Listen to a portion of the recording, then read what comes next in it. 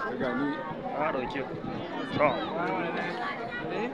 ga jama'a mu fa a wajen babban taro da aka halatta. Wallahi taron nan fa dai mu ce alhamdulillah, duba da an zo da canji na rayuwa na abubuwa da yawa a garin Karaye. Mutanen mu sun gani a ƙasa a zahiri, idan a aikace kuma ba abin da za mu ce da honorable Dan Haru da wakiltar Karaye sai dai mu ce alhamdulillah, domin ya samu bakunta sauki baki daga Abuja. Minista ta jin kai ta zo domin ta duba ayyuka da za a tallafa wa mata da jari. To sai dai mu ce alhamdulillah, wannan ba karaman canji ba ne, muna godiya. To malam me zaka ci game da wannan rana? Mulkin Abba Kabir Yusuf yau ga helicopter ya zo garin Karaye. Ni kaina sai dai labari da na ji an ce lokacin baban gida helicopter ya taɓa zuwa Karaye, amma yau ga shi yara da manya da maza da mata sun yi cacirin da sun fito domin ganin wannan minista ta jin kai da ta zo buɗe gurin koyon sana'a a garin Dederi. Shugaban ƙaramin hukumar Karaye tare da jagorori na ƙaramin hukumar Karaye da ciyamomi na mazaɓu da kansiloli, kaf tawaga da tawaga mai girma sun Karaye an je an tare ta, an je daidai an buɗe wurin koyon sana'a lafiya, an dawo lafiya. Allah godiya ne wa gwamnatin Abba Kabir Yusuf fatan alheri. Allah ubangiji ya maimaita mu, Allah ya sa amma mara godiya.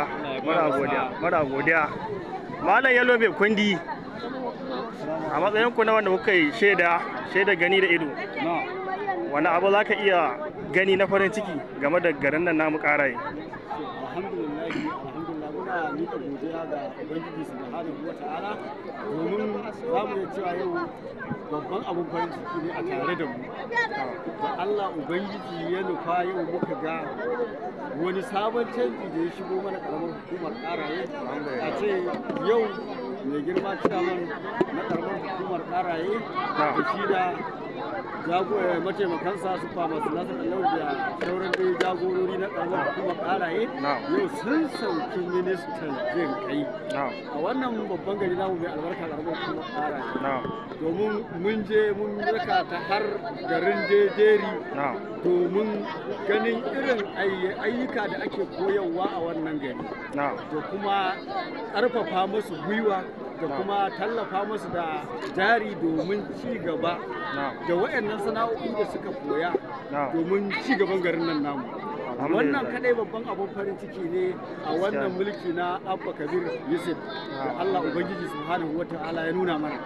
Saboda haka muna biya godiya ga Ubangiji subhanahu wata'ala. Alhamdulillah. Muna godiya. Ba Allah, me za ka iya cewa game da abin da ya faru a nan? Shi ma kurma ya ce alhamdulillah. Masha Allah. Duniya. To.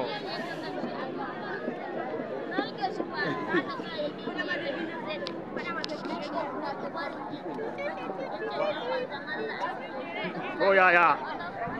Ga jama'a fa ta taru wajen ganin abubuwan alkhairi da aka zuwa da Karaye local gamma. Ya baba barka da wannan lokaci. Baba kana da abun faɗe game da wannan abun alkhairi da ya zo mana? Abun alkhairi yau gashi baki sun sauka, kuma dan jama'a Karaye aka zo da ci gaba na garin Karayen, wanda ko iya wannan ma wata alfarma ce ba za mu iya cewa alhamdulillah. Abinda zai iya cewa shine bakin nan na kowa ne. Ina musu kyakkyawan fata. Allah ya mai da su gidajensu lafiya. amma abin hawa da suka zo a kansa Allah ubangiji ya kiyaye wasu da kiyaye wasu. Amma hakika ne farin ciki ya saka amma muna godiya fara buɗa. muna godiya to malam ko kana da abun faɗe abin da za mu ce na'am alhamdulillah mun gode wa Allah subhanahu wa ta'ala da nuna mana wannan rana mai albarka na'am mun gode kwarai sosai da gaske na'am wannan abun alfahari ne na'am a local government mu ta karaye na'am Allah ya kawo muna godiya kwarai sosai masha Allah wannan baki muna murna kwarai da zuwa masha Allah muna godiya A ko sun dawo ne? Assalamu alaikum Barka ne.